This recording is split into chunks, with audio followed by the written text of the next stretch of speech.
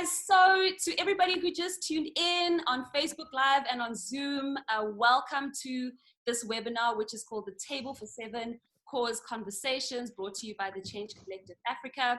The whole point of this is for people to come together, thought leaders, disruptors, entrepreneurs in their own spaces who are doing great things in the country, bringing them together around, well, we don't have a table, but we do have the online space.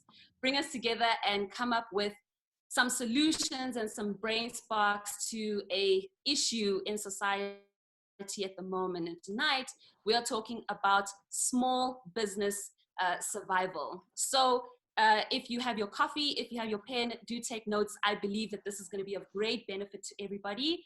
So without any further ado, I think I should introduce all of our guests. Before I do that, if you would like to have your own Table for Seven Cause conversation in your own space with your friends, your family, and any leaders or experts that you know, visit www.table47.co.za and you can get a digital toolkit that can help you do exactly what we are doing. So let me get to our amazing guests and we will start there. We have got with us Claire Dupria, and she is the co-founder and the owner of The Honest Food Store. Hello to you, Claire. We've got, all right, we will wait for him. He'll be with us in a moment. We have got Fix Moeti, also known as DJ Fix in the house. You guys will obviously know her from her being a radio personality. She's also the founder of the Fix Scholarship, which is a nonprofit organization for the education of female social entrepreneurs. Hello, Fix. Thank you so much for joining us. Our next guest, we've got Donna Rachelson. She is the shareholder and director of Seed Engine, which is all about the development and mentorship of support to businesses, especially small businesses. Donna Rachelson, thank you so much for joining us. Hello to you. Thank you so much. We've also got with us Waldek Wasovic. He is a finance professional, and he is also going to help us in terms of how to troubleshoot for businesses, especially in the digital space. Waldek, thank you so much for giving us your time tonight. Hello to you. Thank you. And hi, and then also we have got with us Tshepo, the Gene Maker. He is a creative entrepreneur and a denim brand owner. Hello, Tshepo, and thank you for joining us. All right, and last but not least, when he does decide to join us, we are just waiting on Maponyane. He is a restaurateur, the owner of Buns Out, and he is also a sought-after South African media personality. So we are thrilled to have everybody in the house tonight. Thank you to all of you for sharing your time with us.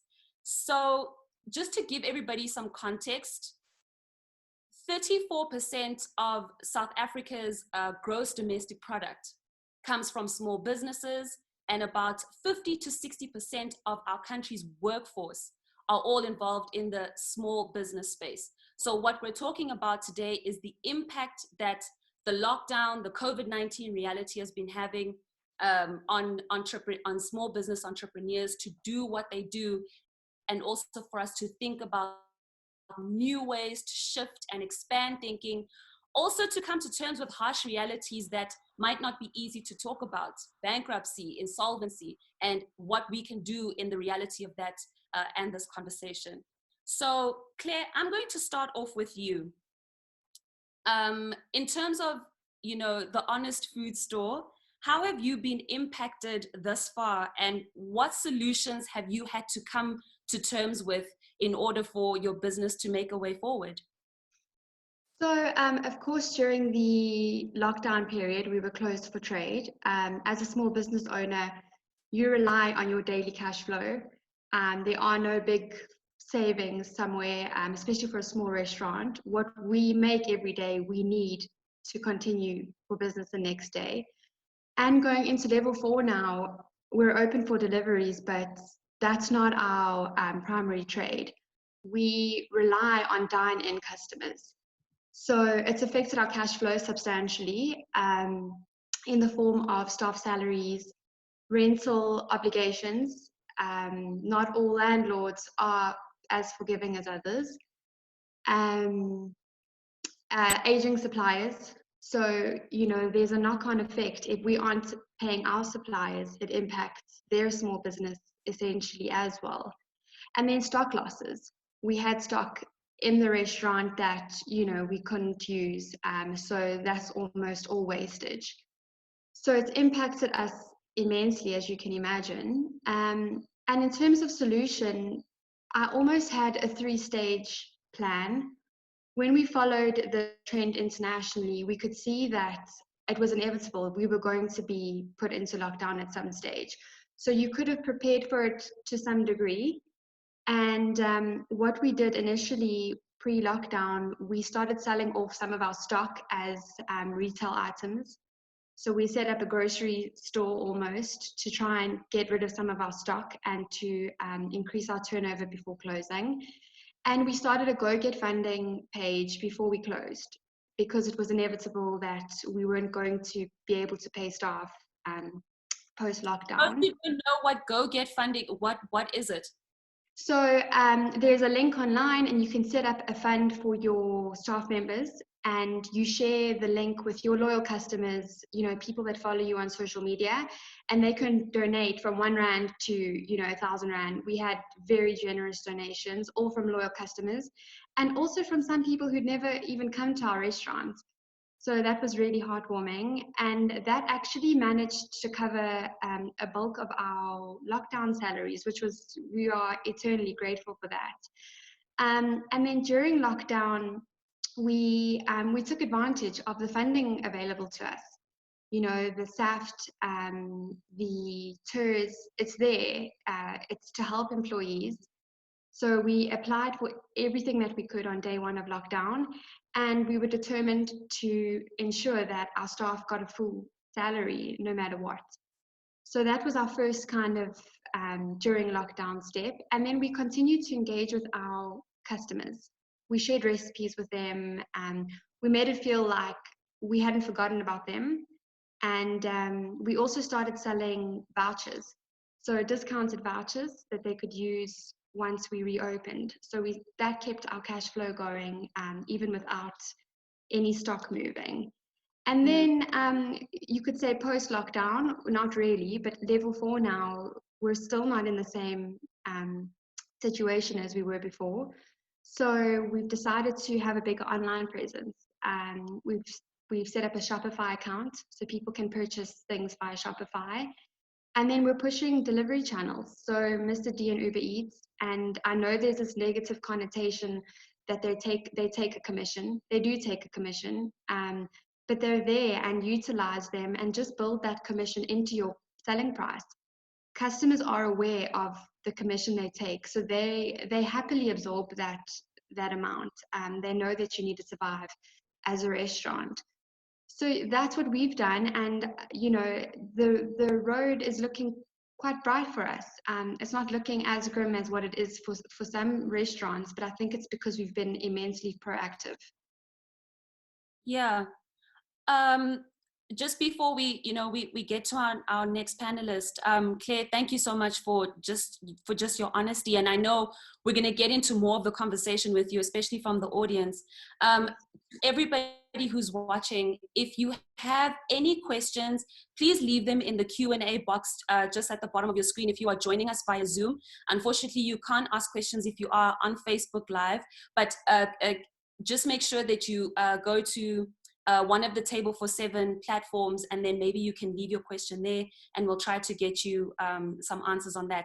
But if you're on Zoom, just use the Q&A box that's on your screen at the bottom there. And what we will do is, when we're done asking all the moderators our moderated questions, then if you have a question to a specific panelist, you can even put it in that box and they will answer you directly. So just coming back to you, Claire, I think one thing that I'm curious about, and I know everybody who was listening is wondering, is how did you have to adjust in such a short space of time and come up with all of these solutions to meet the need that your business had? There were many sleepless nights. I just was determined to come up with a solution.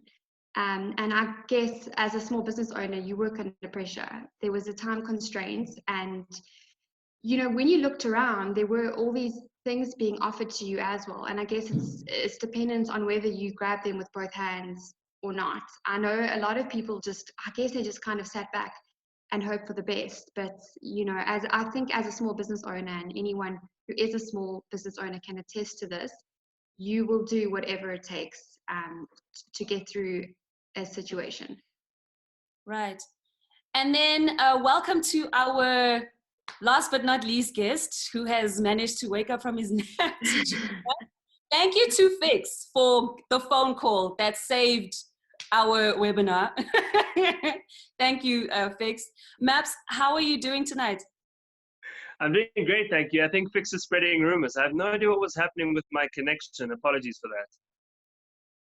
No problem. We were just saying thank you for joining us and for sharing your evening with us. And I guess we're all smiling now, but there's definitely this wave of anxiety in the air. You were on one of the Change Collective Africa's other platforms the other day, the Purpose Pioneer Talk Show, and you had mentioned the thoughts that you had about Buns Out and having to really think long and hard about the harsh realities that might face Buns Out and even the other business interests that you've diversified yourself into. So what are your thoughts about the future of your business right now? So it's really difficult with Claire giving such a great answer right now and pretty much covering every single thing from the restaurant aspect around that. Thank you so much, Claire. That was exactly what I think most of us are going through from the food retail point of view.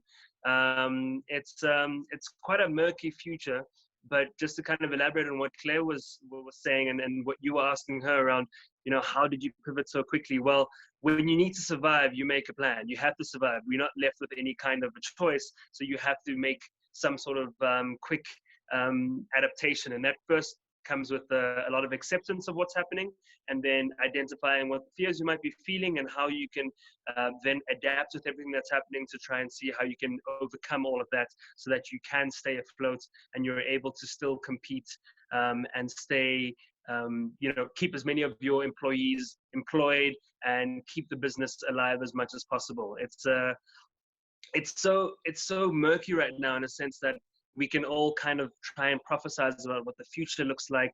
And it's not very clear as to what that future does look like. We've taken different kinds of methods of what we can possibly do. Food is very different, especially restaurants. It's not something that you can go digital on like you can with so many other businesses. And so, how do you really make it as... Beg your pardon? I'm saying you can't make digital burgers. You can't make digital... No, you can't. You can't WeTransfer a good Buns Out burger. You can't do that, and I really wish you could. But what we've tried to do, and I'm sure Claire's team has tried to do as well, is see how you can really just make it as convenient as possible, as if you were growing grocery shopping, or you're being given packages that make sense for you to be able to prepare the food at home.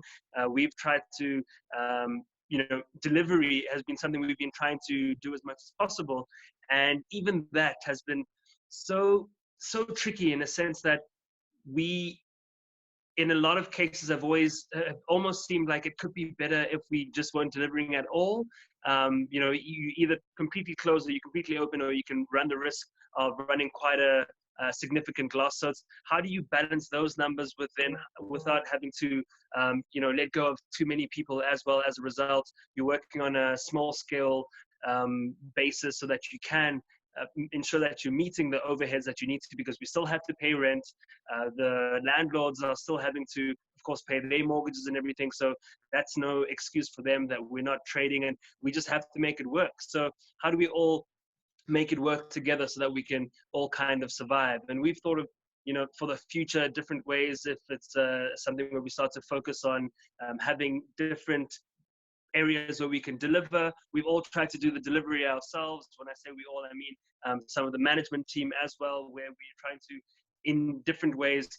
Claire's very right by saying, you need to utilize as well those delivery services, but also you can make that little bit extra margin if you're able to try and get your own self and your own team to be able to deliver too, so that you can run at slightly lower costs and be able to make some sort of a margin. Our thing has just been trying to see with the deliveries, if we can just try and push to break even, so that we can hopefully just keep trying to pay rent and less about trying to make any kind of significant profit in any kind of way. That we operating at probably 10% right now, and we just have to make the 10% work.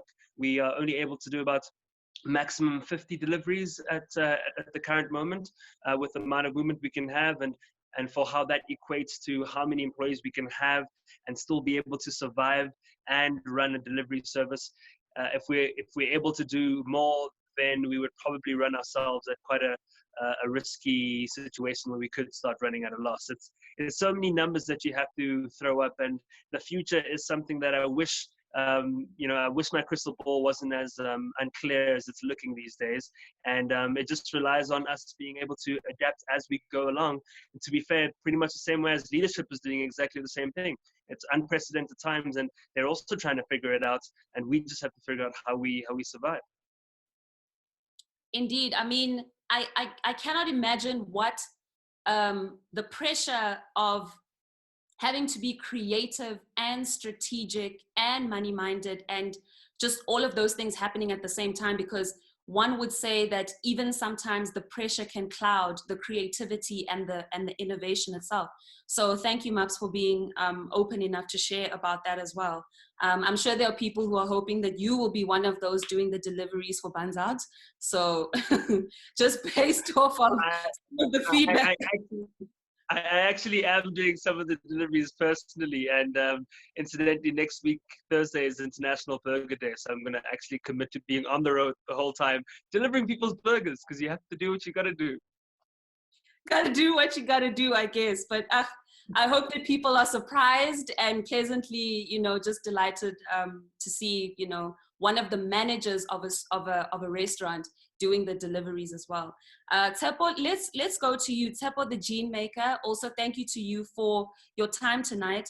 And you are in and you are in the clothing industry, and the debate rages all the time. How essential are clothes? I mean, people were really angry that the government said that there were certain types of clothes that counted as essential during this lockdown period and certain types of clothes that couldn't. People were asking, but how will flip-flops spread the coronavirus? We don't understand, So it was just one of those tense times, for the clothing industry. And what solutions have you had to implement, as a denim brand owner in order to adjust to the circumstances? So I think from my end, we started seeing like most of our business, I think 50% of our business is based on tourists. And we started feeling the knock probably from beginning of Feb. Our sales haven't been moving as much. A lot of people who have stopped traveling by that time. And by when the president had announced the lockdown, I think it was all systems stop for us. I think in the past 2 months, we haven't sold even one pair of jeans. But this little thing is this thing. It's a mask, and it literally saved our business. Right?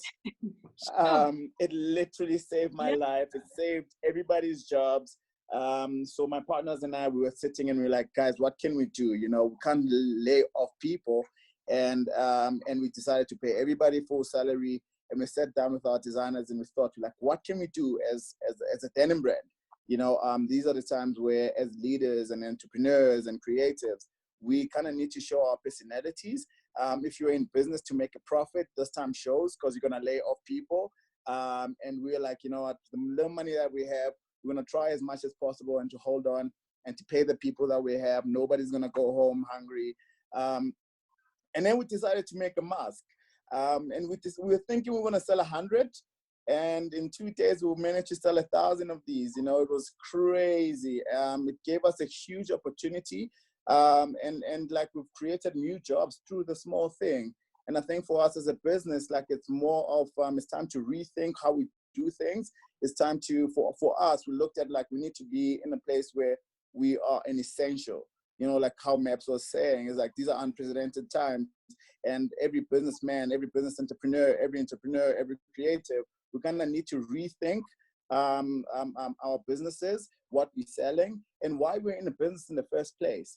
You know, I wasn't in business to make a profit. I wasn't here to tell stories. I love stories. I love impact. I love experiences. So how can I how can I create an experience on an online basis? How can I become an essential as a denim brand? And so it's all first principle.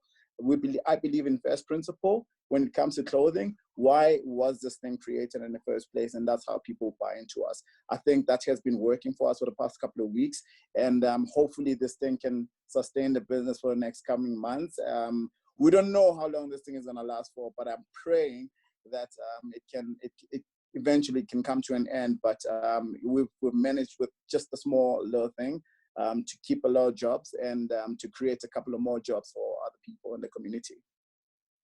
You know, in true business fashion, you just plugged your mask. Like, you just brought your products for everybody to see out there. I mean, I can already see Fix and Waldeck are already excited about your mask. So the only question is, and Liesel's already asked it, she says, well done, Tshepo. Where do we find these masks? How much of your sales are online? She's asking. So what we've done is we just recently launched our online store last week, Friday. It crashed on Saturday evening. On Friday night, fixed it, crashed again. So a whole lot of people have been going on the site, which is amazing for us. It's a good problem to have as a small business. And, sure. and I've really never had this problem in my life. And I'm really, really grateful. And so we collaborated as well with Goodbye Malaria. So every mask that we sell, we give away 2 masks we're still going to decide where we're going to send it to. But I think right now, every mask that we make is we give a mask away in collaboration with Goodbye Malaria. A mask is going for 75 rand each mask. Yes, yeah. It's not expensive. And for us, the thing was, we really didn't want to make money from this. We just wanted to respond to the pandemic. I think that's when, right now, as a business person, is we kind of need to we kind of push to a corner to say, hey, do you really want to make a profit and exploit people, or you want to save the community, or you want to be a player? So I'm a player, right? I feel like we're a player in the industry in this whole pandemic, and yeah, we created something that people can use and protect themselves from this whole COVID-19.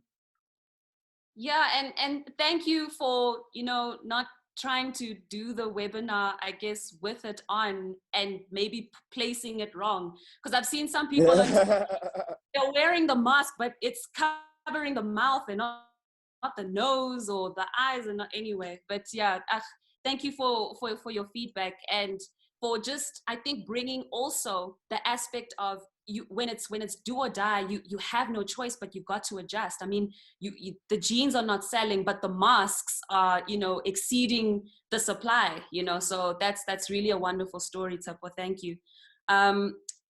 DJ Fix, I have been, just so excited to talk to you, because I guess from you, we're going to get the perspective about this social enterprises. And you are in the space where it's both about business and it's about profit, and it's or rather, let me say, it's about business and it's about the well-being of people. So have you found that in the social enterprise space, there is pressure to be both money-minded and mission-minded at the same time? Do you feel that pressure, especially when you're running a scholarship that's supposed to educate females about running social enterprises? Oh my gosh, absolutely. And thanks, Jess. And thanks to for just creating this conversation, just learning about the restaurant industry and what they're going through, and hearing the details is it's really what's the word? It's inspirational to hear what you guys are doing. So big shout out to you, Claire, Maps. You guys are doing an awesome job. Tshepo, my homie, you were saying all the right words, man. And I really could resonate with some of the things that you were saying. I mean, I don't make clothes, I don't do jeans, but you are 100% right when I say all businesses right now are becoming social entrepreneurs. We're all social enterprises at this stage in our life. Just some background about what I do. I run an organization, just like Jess said. It's called the Fix Scholarship. I started it 7 years ago, and we provide educational opportunities to women entrepreneurs. We also supply leadership workshops, and we just create a community where women lean on each other in the business space, and support each other more than anything, and say, hey, you deserve to sit at the head of the table, and we're right behind you. Whereas as Zosi says, we're cemented here in the ground. We're here for you. So what I'm trying to basically say is, as a Fixed Scholarship, we've been very fortunate to team up and partner with Software AG, who are a tech company. And God bless Sir Ramaphosa, because I listened to his Sona speech. And that was a time where I was like, hey, I think we should go into the tech space, particularly for women, girls that code, women in tech. It's a big thing right now. That's the space that I need to concentrate on. And then what? COVID-19 hit. So I'm very thankful. It's like the ancestors were listening, because we got the opportunity to team up with Software AG. And we just actually announced our 3 amazing Fixed Scholars, who are women in tech. And yeah, they are girls that focus on coding. And we've been very fortunate to have Software AG to make sure that they can get through school. They get to study at Gibbs, by the way, and they get great opportunities. It's absolutely awesome. So we're very fortunate about that. But for like the alumni that we have, and just some stories that I can share with you, is that Bashira, who's an occupational therapist, she is a Fixed Scholar alumni and has an organization called Diketo. And Diketo focus on inclusive education for children with disability. And they've been thinking about going online. They've been thinking about how can we bring what we serve online. And they've been thinking about it for about 3 years. Well, guess what? COVID-19 forced them to go, actually, we're going to start online therapy. And that's what they've just launched it. She sent me a message yesterday saying, hey, Fix, we've just launched it. Please can we get an interview on your show? And I was like, absolutely, let's do this. So those are stories that are coming out from the social space. But I really do believe that all businesses now are becoming social entrepreneurs. Like Tshepo kind of said, we're rethinking how we do things. You used an important I word, impact. Oh, thank you for saying that word, because impact is a huge thing. Businesses, small businesses, big businesses, we need to start thinking about how we creating impact, and how we're going to continue creating impact, pandemic or no pandemic. You were forced to, and Claire mentioned, she was forced to make sure that she can pay her employees. And Tshepo, you also said the thing, I wanted to give full salary, so we had to make a plan. And there were options. Claire, you mentioned it, go get funding. We're also crowdfunding as a Fixed Scholarship. I'm sure a lot of small businesses right now are also using crowdfunding. Those are online platforms that you can definitely use to help make sure that the livelihoods of your employees are being cared for. Another I that we need to start using is intention. Why are you doing what you're doing? Things don't work if it's just bottom line. Capitalism, come on guys, this is old news. We need to start using our intention with why we're doing what we're doing. There has to be some kind of social impact with the business that you own. Muhammad Yunus has been saying this. Richard Branson has been saying this. We have to start creating impact. And this is a wake-up call. And I love it. As much as it's such a really dark time for us, I'm seeing so much light from this, because I'm saying, hey, businesses, welcome to being a social entrepreneur. And just like you're saying, I think, you know, as this pandemic hit, like you're saying, it's forced everybody to really think about people first. And that, you know, putting people first doesn't make you less profitable. It actually makes you 10 times more relatable. It makes your brand more authentic. While as you were speaking, I realized, you know, what you're saying is so aligned with what the Change Collective Africa is doing as well, which is, you know, to just awaken businesses to the sense of purpose that they have. And purpose had always sounded like such a heavy word, but now in a reality where the whole world is disrupted and shifted, businesses don't have a choice.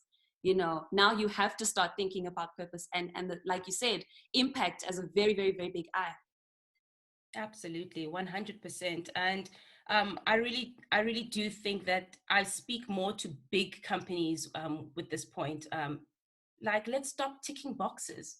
It's time to actually create impact, and it's time to collaborate with people who know what they're doing. I studied social entrepreneurship. I'm passionate about social entrepreneurship. So start collaborating with people that know what they're doing and actually want to create impact. And that goes for small businesses and big businesses. It's such a beautiful time to start collaborating and ensure that there's some mutual beneficial aspect towards everything that you do. Absolutely. Maps, I see your hand up like you're in class. Go for it. I see you've got something to say. No, I was just gonna comment. Thank you for noticing my hand there. I was just going to comment on how I felt exactly that through everything. You know, conscious capitalism is something that is going to be so fundamental for us to be able to move on to that next level within business, and doing that with a conscious, you know, really being able to change how we interact with one another, and change how we're able to do that within business. And I think a lot of the businesses right now that are able to prioritize that and see how they're able to put in a social minded approach with of course they attempts to really survive during this time, will be the ones that are remembered and supported even more afterwards. You know, what were you doing to help others during this time, and how were you actively doing that beyond just trying to save yourselves?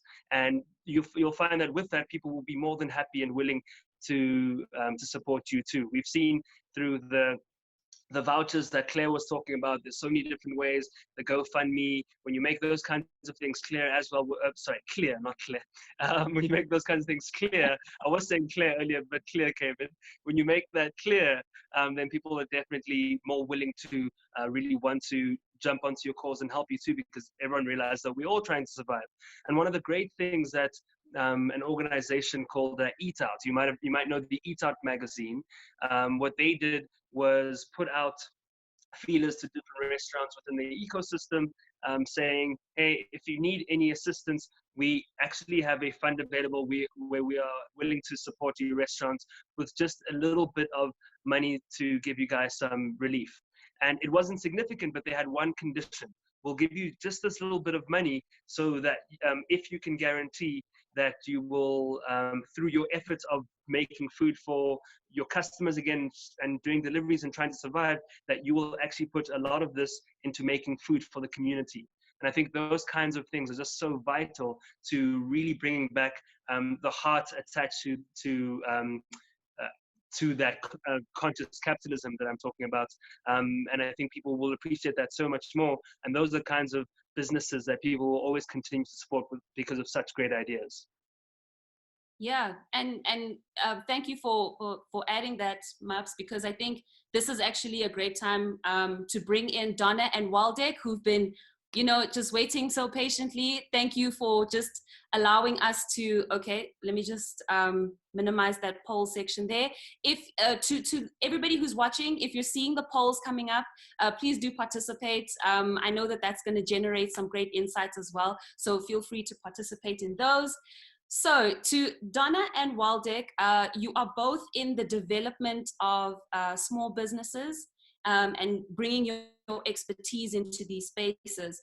So Donna, in terms of marketing and branding, how would you broadly advise that businesses find their way forward in this time, particularly when it comes to marketing and branding?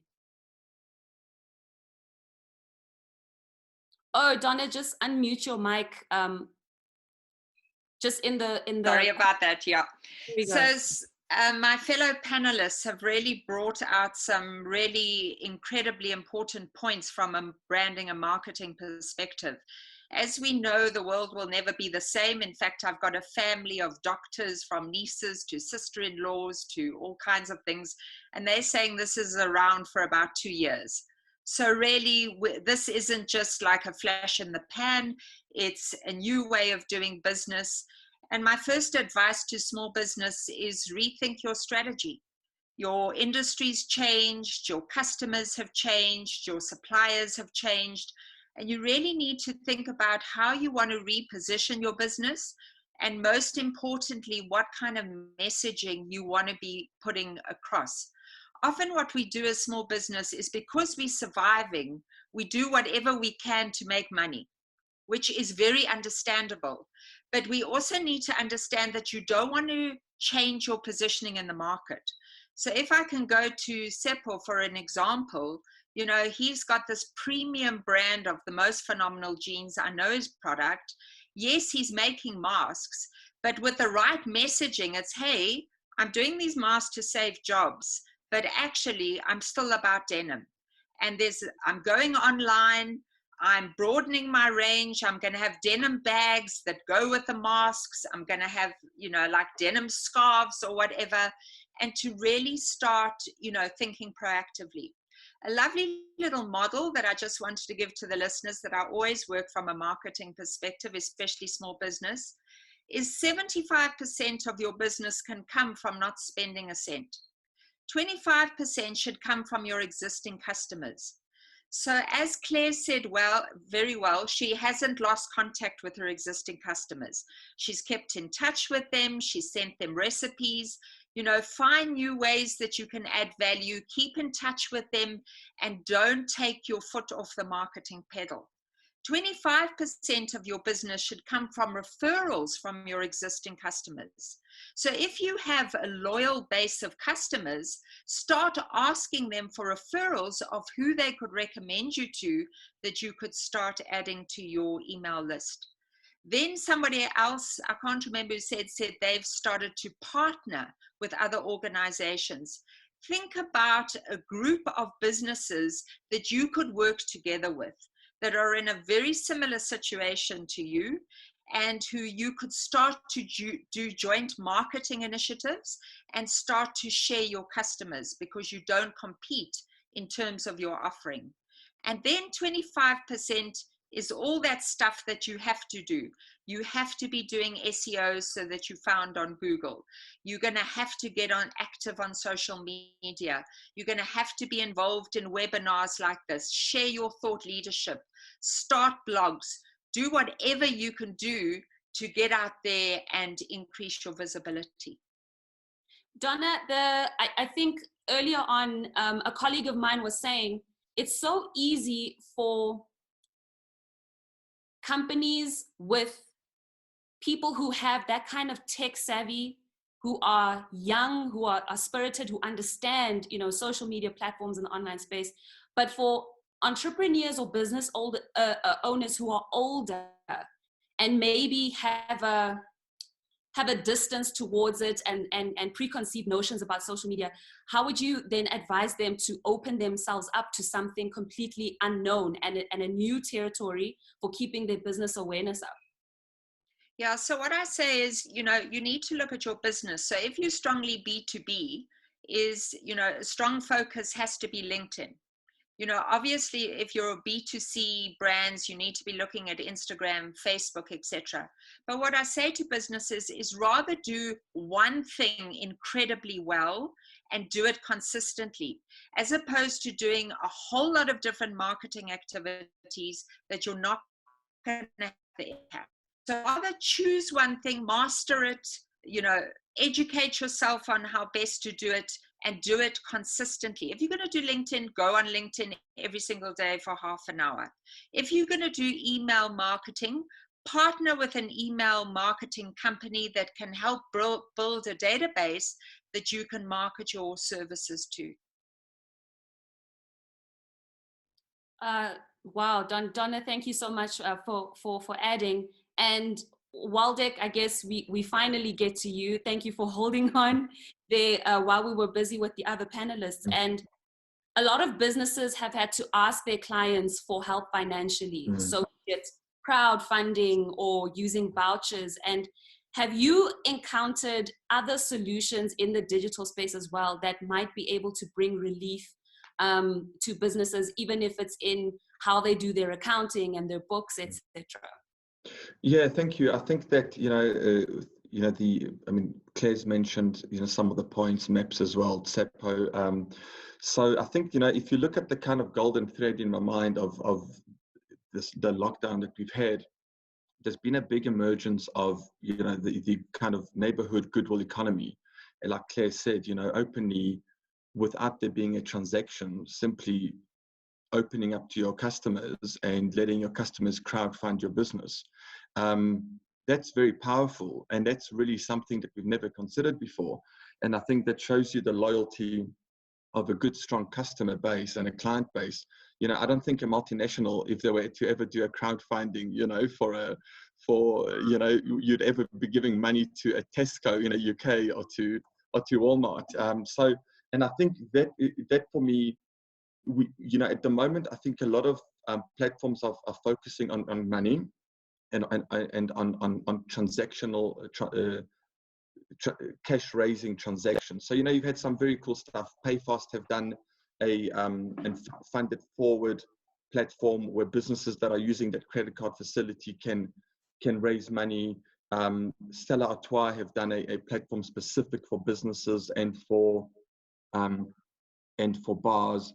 But I think what excites me the most is, the emergence of platforms and of professionals who are willing to now take the underutilized time that they have and give it back. Because I think in many ways, commodities, free commodities, and money is one thing, but many times, I call it the lonely entrepreneurs club.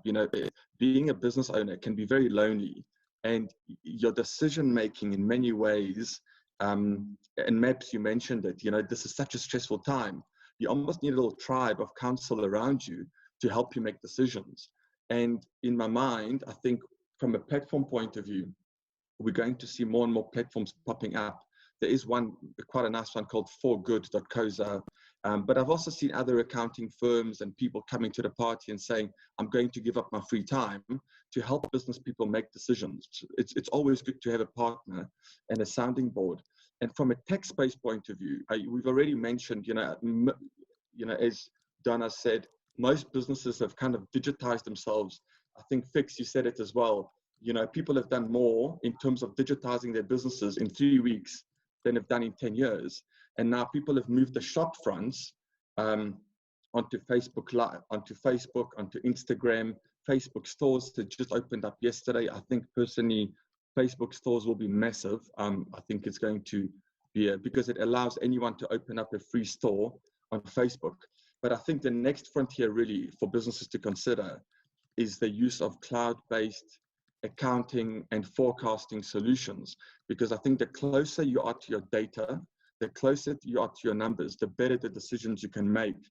And cloud accounting solutions are allowing us to produce your numbers in almost real time. So you can pick up, by using things like Xero, solutions like Xero or Sage Online or QuickBooks Intuit, and platforms that allow you to digitize bank feeds, you can pick up your numbers on a daily basis. So the days of kind of looking at your books 3 months later are history. Now, Claire could wake up tomorrow or Maps and see what the restaurant did and make decisions based on that. And I think in times of volatility like this, it's far more critical to have that up-to-date data, because history informs the future, right? And so if you've got a quicker data set, you can make quicker decisions for the future. So I do think that should be, Donna, as you said, that every business should be considering your front and your marketing to be in a digital space. I'm a strong believer that your back office should be in the cloud as well.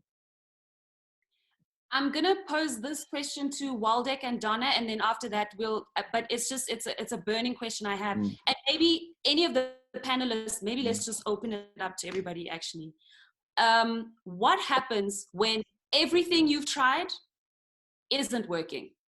you've gone digital, you've changed all of your platforms and ways of payment, and you've opened up to deliveries, and you've gone from making, I don't know, you've gone from making socks to making masks, and it's not, you've tried every avenue and it's just not working.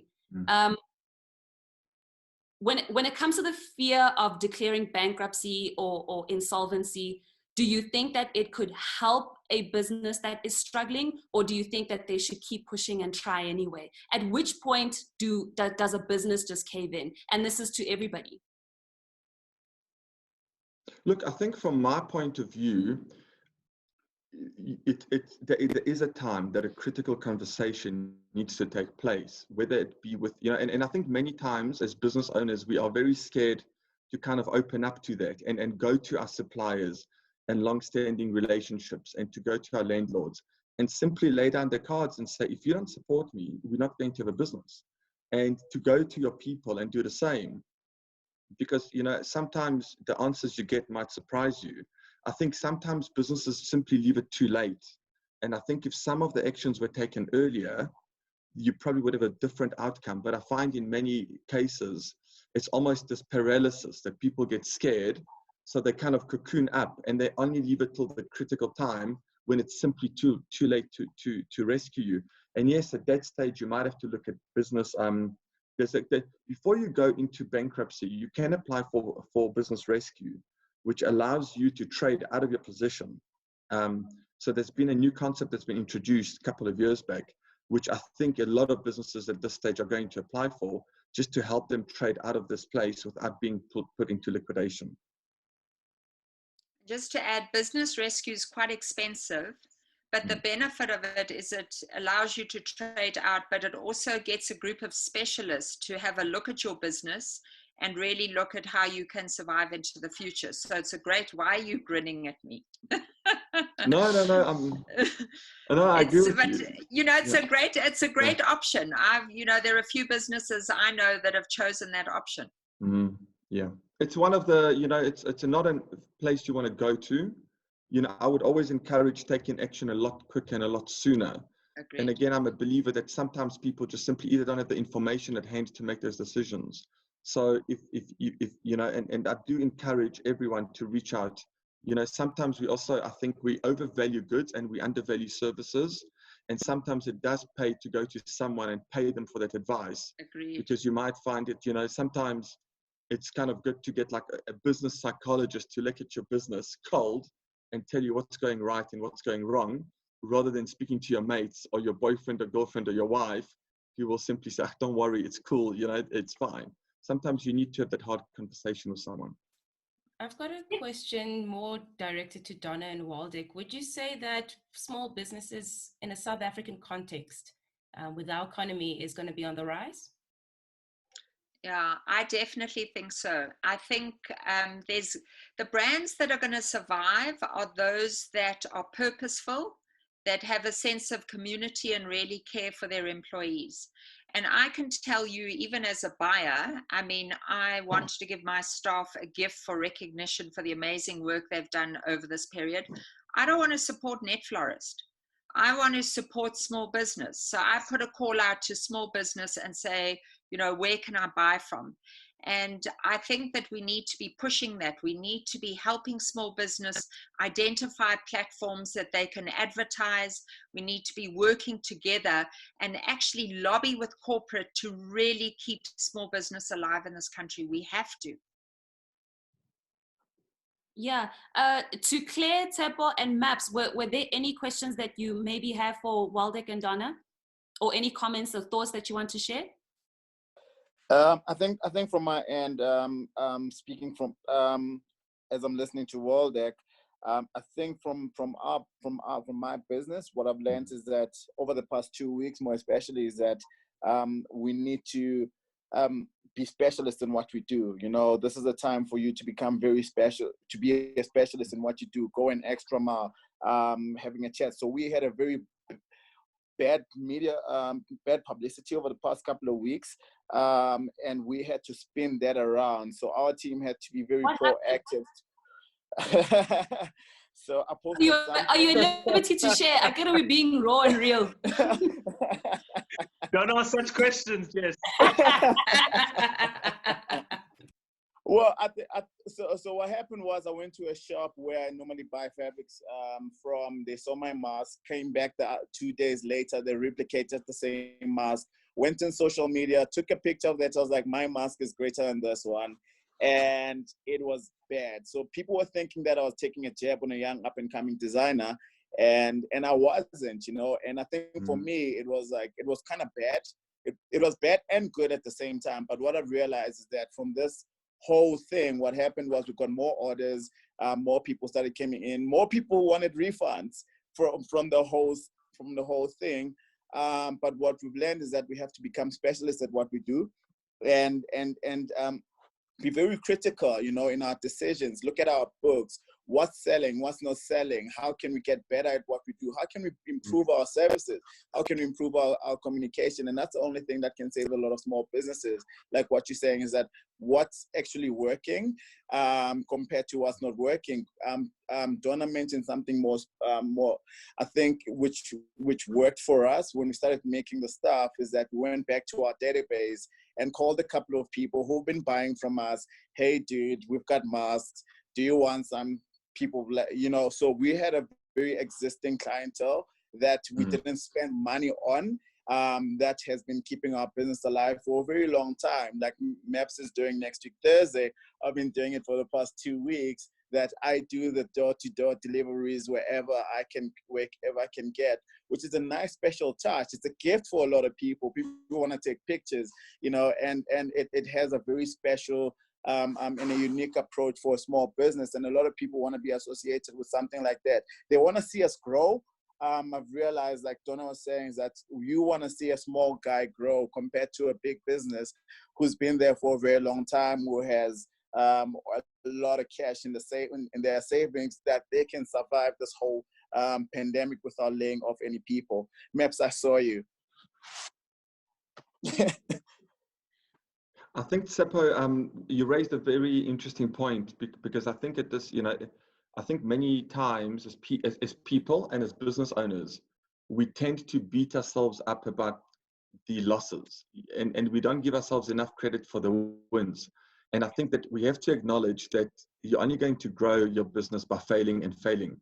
And they say, if you fail, fail fast and move on, and don't beat yourself up about it, and pivot. You know, so if you do a new mask and it doesn't sell, something doesn't work, change it, move on. You know, I think many business owners, we become very emotional, and then we kind of get stuck in that, where we should really be celebrating the losses. You know, I always say, like, when you look at a child, when a kid's young and a kid crawls, he doesn't say, well, I've crawled now for 2 days, I can't walk, so I'm not walking. This walking thing's not for me. I'm out of here, you know. Kids will crawl. Some kids will crawl for 6 years. Some kids, no, maybe not 6 years, 6 months, a year, 18 months, but they eventually all end up walking. And I think it should be the same approach with business. You know, some guys just get it right earlier. Other people take a little bit longer.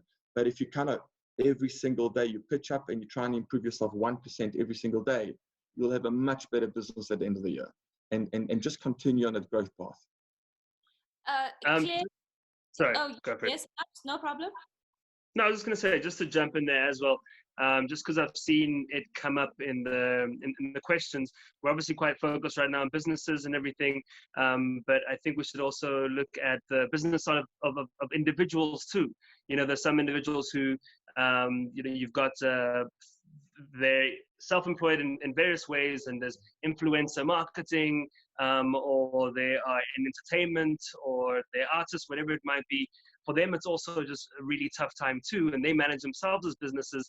And obviously, if you are in entertainment, for example, there is nothing really happening. There's nothing you can really do. So what are you going to do to try and ensure that you have that level of security? So I think with the same approach as businesses are having right now, if you are looking for different ways to perhaps see how you can start to ensure that you are still top of mind, or getting some sort of income as well, it's up to you to be innovative in a sense of how you will be able to help people through this time.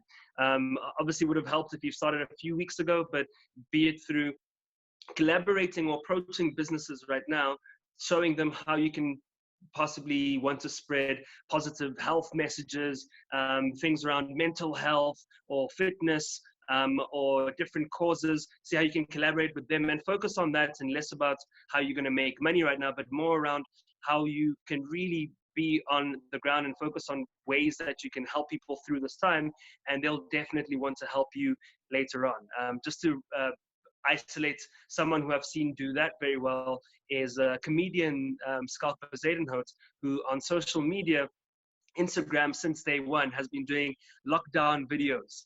And he keeps people entertained each day, because you can see him kind of go through these ups and downs, and picks up his phone every morning and he goes, hello, Mensa, lockdown day 54, and this is what I'm feeling, and it's tough, and I'm in my car today because I'm just feeling like I miss being in my car and going to work in the morning. So I'm just sitting here in the morning, driving back and forth, or whatever it might be, little silly things like that.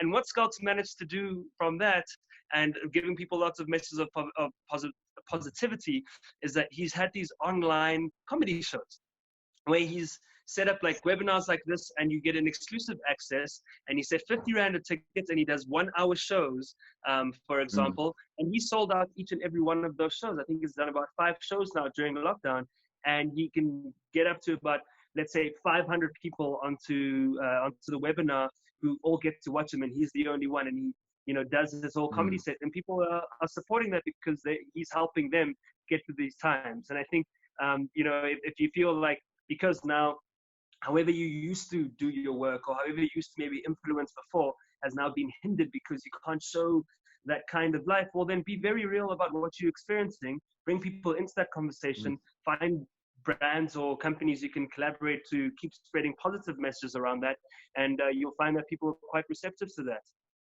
And Maps, I'm sure that they need some food when they watch the comedy. Absolutely. That's a great strategic alliance. While you're watching the comedy, order in. Yeah. No, very true. And actually on that, I, with one of my friends who runs a production company and another friend who runs a promotions company, I think companies will still want to have some sort of let's say you usually have your awards and gala dinners. What we'll be doing now is doing a full package where we get everyone into a into a set place where they can stream, and then we'll just go to maybe the CEO's place, and we have one cameraman who will film the ceremony. I'll be emceeing the event from home. We have a catering company that sends out food to each and every one of the employees, so they each get a delivery of the same kind of food and cocktails that they can prepare at home, and you just dress up and everyone feels like they're all in the same vibe. So there's so much opportunity. As much as things are so flat, there's so much opportunity from it. I think Maps, I think people are still social beings, right? And people still want to socialize, and culture is still alive. So and I think the biggest challenge within companies at the moment, in bigger companies, is keeping your culture alive. I think, continual professional education, keeping in touch with your customers, it's not that difficult. Keeping yourselves together and transferring that culture. And I think that's where artists and people from different disciplines can really come in and assist in that. And as you say, when you really start being creative, you can unlock a lot of potential values for companies. But I think it is a good point as well that, if you can't, there's no such thing as no profit in your actions as a business person, or even as an artist. Everything is a profit element. It's pre-profit. It might not hit your books today or tomorrow, but it might hit it next year or in 2 years' time. So if you can't make money at the moment, but you're building goodwill, you're building a community, you're building an ecosystem, that will come back to you. And, never waste a good crisis. Don't just sit back. There's always something to be done. There's that old saying, just never waste anything. Just there's always an opportunity. So, there is a concept of the pre-profit, and everything you do could have a negative or positive impact. So don't take the smallest act of kindness. If someone on social media needs advice for free, give it to that person. You never know how that's going to come back to you. And I think funny enough, the world has turned to artists in many ways, right? Like when you look at what's happened, the first thing we've done as people we've turned back to the comedians, to the musicians, and we're listening to live stream shows and we're watching comedies.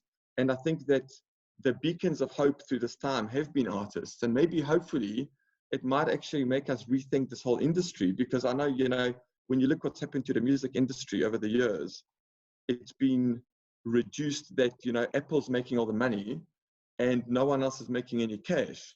So hopefully we're going to return to live shows and those type of things. What makes me happy is that in this space now, you know, everybody's bouncing, you know, different ideas with each other. And I guess this is exactly what this platform was supposed to be. But I'm so sad because we've reached 8 o'clock, but we've got I think 2 questions. Can I pose them to you guys and then we can get closing thoughts from everybody? Is that cool? So the one question we've got here is, what can the rest of the world learn from African businesses? Donna and DJ Fix, can I pose that question to both of you, which is, what can the world learn from African businesses? Can I pose that to the 2 of you? And then we've got another one.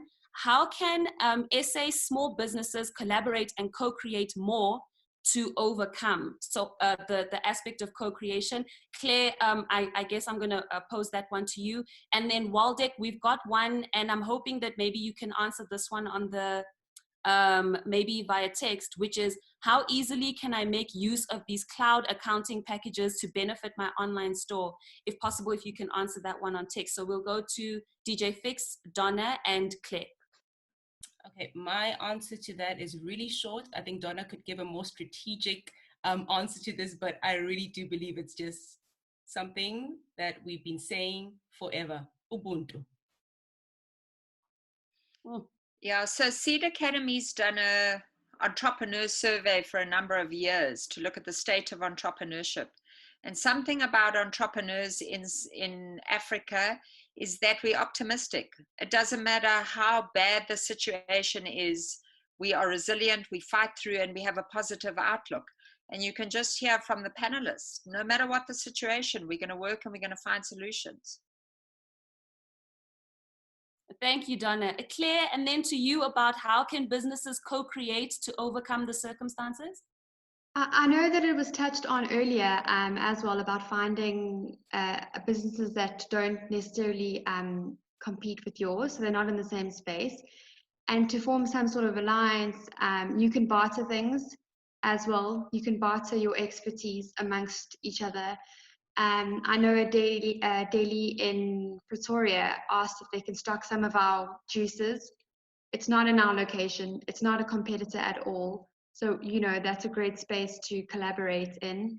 Yeah, and I think, you know, swap things out. So I can offer you, I have skills in this. I need your skills in this. Let's swap it out. Let's not exchange any money, and let's all just help each other out. Thank you, Claire. And lastly, to everybody, if you had one line as a tool to give to another small business owner for survival, a one-line tool for survival, I know it's short, but what would each of you give to that fellow business owner? Fix is laughing at me because she knows I'm trying to rap. As I employ every possible way to rap, there, Maps is laughing at me as well, but it's okay. A one-line tool to give to a fellow business person. Fix, will go to you because you laughed first. No, put me last. I'm still thinking. Okay, last. Maps, one-line tool for survival. One-line tool for survival. I definitely can't. Won't be allowed to shrug you off there, like Fix did. So, honestly, I think it would be to remain optimistic, accept the times, identify what those fears might be, remain open-minded, and then do something about it. And one of the best ways to do that is to collaborate across different kinds of industries to see how you can still keep yours alive. Thank you, Maps. Waldeck? Just unmute your mic. There we go. That was my best line of the night, and it's gone. Yeah, you know, I think mine would be that not to fear the unknown, to not be afraid to reach out to people for support, and to embrace these new technologies to help you run your business in a much more efficient and better manner. Cool. Thank you, Waldeck. Tshepo? Unmute your mic. Yeah, I think for me, like one thing that I've learned, and we've all been speaking about it the whole night, is collaboration. 1 + 1 is 11. You know, I think that's the world we're living in right now. We have to make magic. You know, and yeah, that's my last word. Thank you, Tshepo. Donna? I've got 2 quick ones. Find someone to help, because it's gonna come back to you a millionfold. And the second is be decisive, right or wrong. Make a decision. The road of life is paved with flat squirrels who couldn't make a decision. Ooh. Donna's dropping bars. Thank you, Donna. And Claire? I'm going to say hustle. Like, wake up in the morning and just know that you're going to make it happen. Stay positive and push yourself. Push yourself as much as you can every day. I also just want to give you the before Fix gives her one line. This is her punishment for wanting to be last. What looks like the results of the poll say that the biggest challenge the audience has stated is staff retention. So staff retention seems to be the biggest issue that everybody is facing. So on that note, Fix, I hand to you with your one-line tool for surviving in small business. I think it's relationships, and I say relationships with your staff, relationships with your family, relationships with the people that you work with. I've found that sometimes it really isn't about how big the company is, how many followers they have, who's who in the zoo. It really has a lot to do with relationships, who's going to stick by you till the end. And that's proving its colors right now in this moment. So I will definitely say, look at your relationships right now and really see who are the ones that are there for you, because those are the ones who are going to stick by you till the end. That was so well said. Thank you, DJ Fix. Maps, your hand was up. Fix, I can see. Fix, I can see why you hang on to that one till last. Thank you very much. I just wanted to say that with regard to that poll, that's the first thing I thought too: staff retention ahead of things such as uncertainty. And so I think for the fact that the poll has come out as staff retention being the biggest thing that is concerning people the most, there's a certain kind of beautiful humanity in that. The fact that people aren't just getting rid of their employees so they can save their businesses and downscaling. We're all trying to think in this time, how can I ensure that these people who've worked for me for so long have that security and that they're looked after, and that we can all go through this journey together. And I think that's what's going to be most important at the end of the day, which is why you're finding lots of businesses are rather cutting salaries so that they can hang on to this, the amount of staff that they have, the employees that they have, because it's going to be so important to maintain that high level of employment as much as we can for us moving forward as a country, as an economy, for us to be able to survive the waves that we're about to encounter in the coming years. At this point, I really just want to thank each and every one of you for sharing your time tonight. I'm sad that we can't go into this for another 2 hours, because I'm sure that every person who watched has so many things about their small business that they want to troubleshoot, you know, and take the time to have perhaps answered. And this is where I'm really hoping that each of you might be able to just share where people can get hold of you, maybe on social media, so that if they have extra questions that weren't answered here, or if we can't get to them on the table for 7SA, please just give where people can get hold of you, starting with Claire. So on Facebook and Instagram, it's just at Honest Food Store. So as simple as that. Thanks, Claire. Donna? DonnaRachelson.com. Thanks, Donna. DJ Fix? At Fix Moeti is my personal, but also you can hit us up at Fix Scholarship, which is our organization. Thank you. Waldeck? Your mic?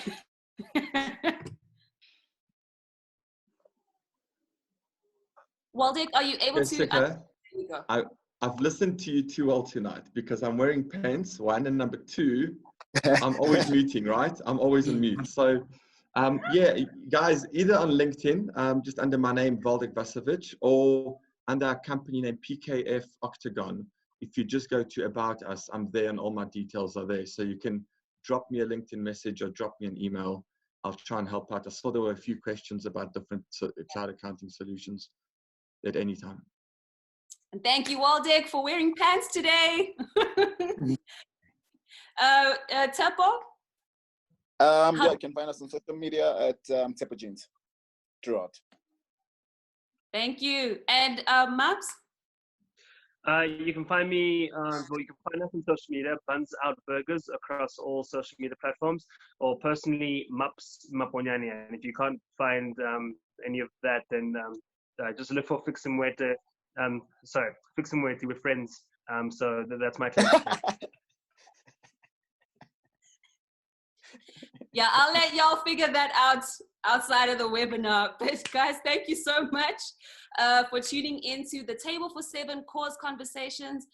My hope is that this kind of conversation one day will take place around the table and won't even have to be, you know, in a space like this where we're also separate and apart from each other. But until then, I guess this is where it's going to be.